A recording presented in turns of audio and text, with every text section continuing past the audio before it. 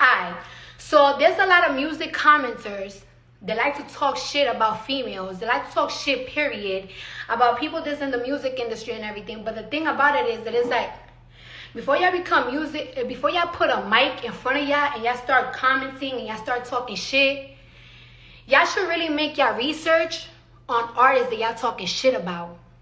And I want to make this very clear. I'm a self-made bitch. I'm a super self-made bitch. I made myself. Before a TV show made me, I made myself. And also, I really want to thank anybody that do their research on me and stand up for me, because a lot of people don't be standing up for me. You know what I'm saying? Like, it's real popular to talk shit about Cardi, and I want to thank this girl named Damaris, because she be standing up for me like crazy, and like she be speaking for me. And like, when a man stand up for you, that's great, but when a female stand up for me, that means the world to me. So I want to give y'all a little bit of her story, all right? I want to rewind it, because I feel like my success impact y'all so fast that I don't think that y'all was with me in the 2014s, 2015s and everything. And let me tell you how Cardi B got started, right? Before I was on Love and Hip Hop, I had 2 million followers, right?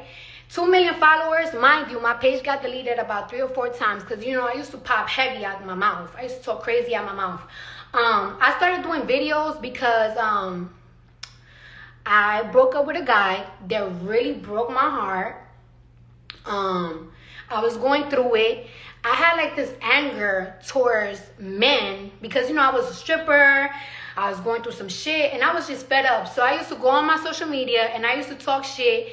And out of nowhere, people just started following me. I built the following. I had all y'all male rappers. I had all the male rappers following me.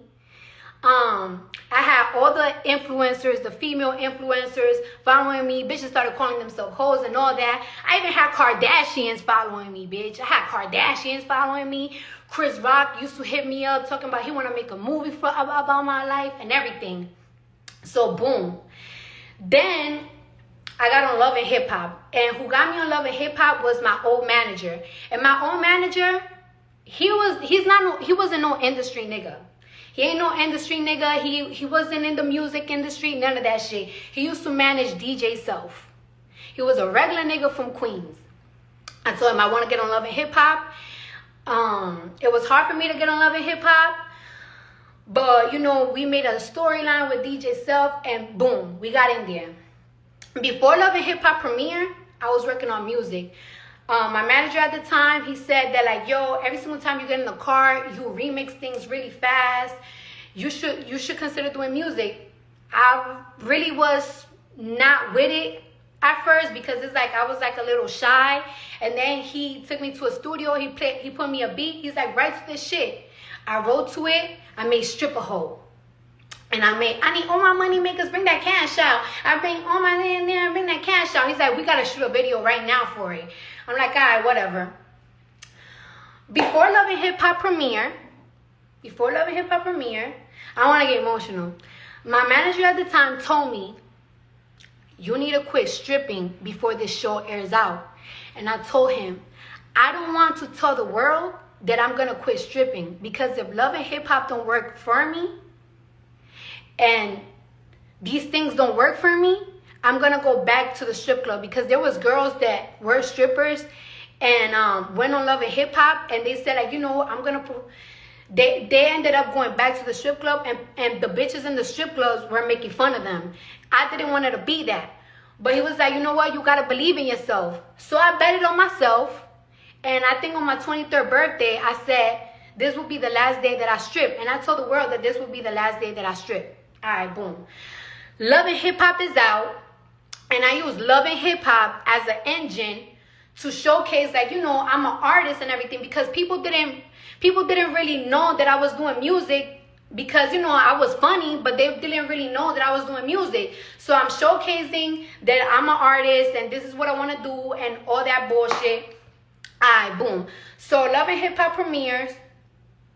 I have a song and people are listening to it. It's charting on this random ass chart on Billboard, whatever the fuck. We go to a label, and they told me that they wanted to sign me for $50,000.